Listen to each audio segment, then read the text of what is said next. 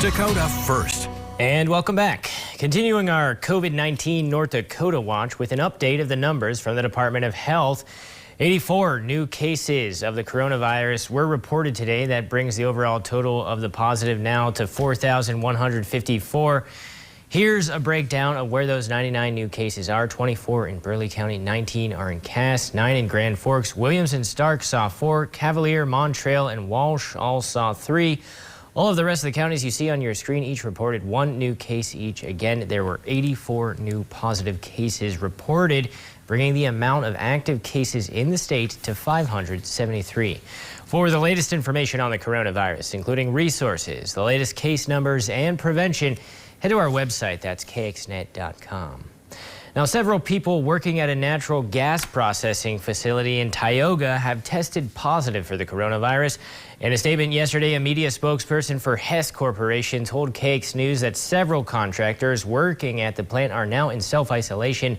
No gas plant employees have tested positive for the virus. The contracting company is now in the process of contact tracing, and parts of the Tioga gas plant has already been deep cleaned. Workers are also having their health screened as they enter work sites. President Trump will visit South Florida today to attend a briefing on drug trafficking, but the area is also one of the nation's coronavirus hotspots, with cases, hospitalizations, and deaths all climbing at a record pace. Some parts of the country are rolling back their reopenings to deal with the surge. CBS's Laura Podesta has more. Florida reported its highest single-day death toll yesterday. You should take precautions, but there's no need to be panicked. There's no need to be fearful. 120 people died from the coronavirus, bringing Florida's total to more than 4,000. Hospitalizations are also growing at a record pace. Back in April, and this is now.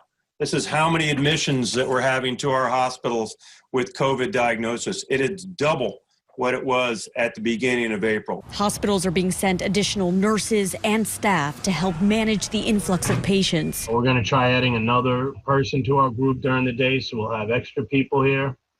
But the workload keeps increasing. Texas reported more than 100 deaths for the first time yesterday. Houston health officials warn the total could be higher because people dying at home might not be tested for COVID-19. For those of you who are looking at the number of COVID-related deaths and saying, well, the number's not bad, it may very well be an undercount.